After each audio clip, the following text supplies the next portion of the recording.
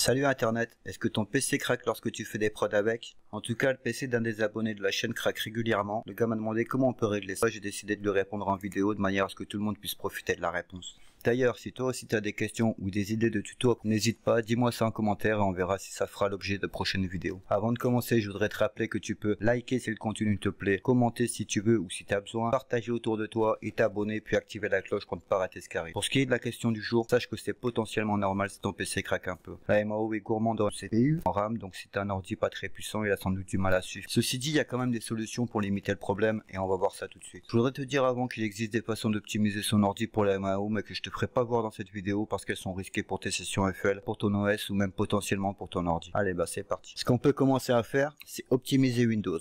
Ah oui, et aussi, moi je suis sous Windows, si t'es sous Mac, je vais te donner des conseils qui sont certainement bons à suivre, mais je saurais pas te donner la marche à suivre. Pour tout ce qui est FL Studio, en revanche, c'est pareil, hein, sous Windows ou sous Mac, ça fonctionne de la même façon. Mais pour ce qui est optimisation Windows, voilà, si t'es sous Mac, je sais pas comment te dire. Allez, c'est parti. Et donc pour commencer, tu te rends dans ta barre de tâches. Je sais pas si c'est la barre de tâches, c'est la barre Windows qui est en bas là, de ton écran. Je peux pas te la faire voir moi parce que je l'ai pas. Tu fais un clic droit dessus et gestionnaire de tâches. Ça va ouvrir cette fenêtre. Si c'est pas celle-ci d'ailleurs, si c'est celle-ci, n'importe, il faut venir sur cette icône là, processus. Ici, tu cliques sur processeur et tu vas voir tous les processus qui tournent et qui consomment le plus de processeurs. Le but du jeu, c'est de venir couper ce qui nous sert à rien pour gagner en ressources. Par exemple, celui-ci me sert à rien, j'ai fait un clic droit et fin de tâche. Voilà, j'ai récupéré un peu de ressources pour faire tourner ma session FL. Ce qu'on peut faire dans la même lignée, c'est venir dans le gestionnaire de démarrage, ici, application de démarrage, et venir enlever tout ce qui nous sert à rien. Ce qui fait que au prochain démarrage de Windows, toutes les applications qu'on va désactiver ici ne vont pas démarrer automatiquement et donc ça va encore une fois nous laisser un peu de ressources pour faire tourner FL Studio.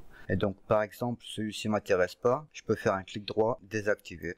Voilà, le problème est résolu. Au prochain démarrage de Windows, lui démarrera pas. Ça fait donc gagner de la ressource pour FL. Ensuite, on va optimiser FL même. Pour ça, on se rend dans les options. Dans Réglage audio, on va choisir l'interface audio. Donc, je sais pas si tu as une carte son ou si peut-être tu utilises la carte son interne à ton ordi. Moi, ce que je te conseille, du coup, c'est de venir tester tous les drivers et puis tu choisis celui qui te convient le mieux, celui que tu vois qui fonctionne le mieux, où il n'y a plus de craquement, où tout se passe bien pour toi. Ici, tu peux venir mettre 44100. Ici, on a la mémoire tampon. Toi, tu l'auras peut-être sous forme de petites réglettes ou peu importe. Et le but du jeu, c'est de venir mettre le chiffre le plus gros possible. Si tu mets un chiffre petit, tu auras un FL Studio qui réagit au doigt et à l'œil. Tu sais que si tu veux jouer d'un instrument en live par exemple ou t'enregistrer, là c'est l'idéal. Mais par contre, ça consomme beaucoup de CPU. Du coup, la meilleure chose à faire, c'est de monter ici la mémoire tampon au fur et à mesure que les craquements arrivent. C'est-à-dire au début de ta prod, si tu veux jouer, t'enregistrer, tu auras besoin d'un buffer petit. Et au plus tu auras fini ta prod, au plus tu vas passer au mix, au master, etc.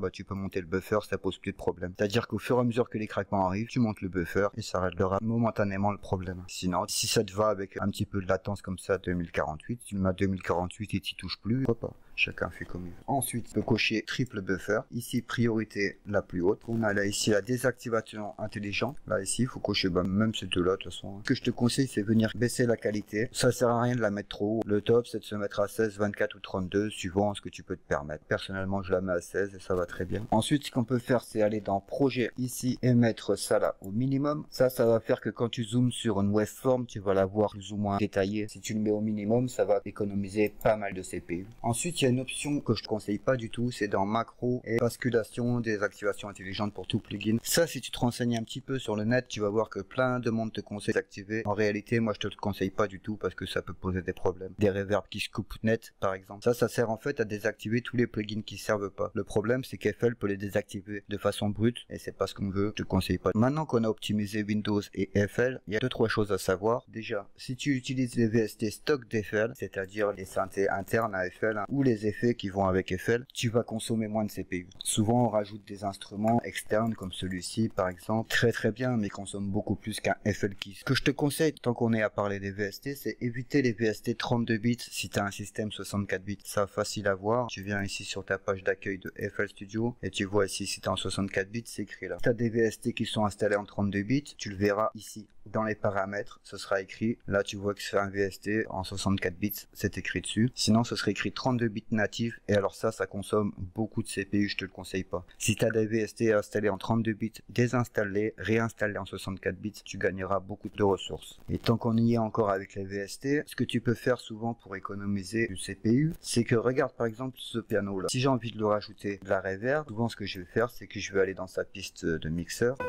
ici et je vais lui mettre une reverb là. Une autre façon de rajouter de la reverb, c'est que souvent dans les VST on a des reverbs et on a des délais déjà dedans, donc ça consomme déjà du CPU, donc autant s'en servir plutôt que de venir rajouter des reverbs ici sur les pistes ou des effets. Tu vois, on a déjà ce qu'il faut souvent à l'intérieur des synthés, à l'intérieur des VST. Voilà, par exemple si j'ai un kick comme ça et que j'ai envie de booster, j'ai envie de mettre un clipper, plutôt que d'aller mettre des effets de saturation sur ma piste de mixeur, je vais venir ici, cliquer là et tourner la forme d'onde et tu vois qu'on va venir clipper ici notre kick.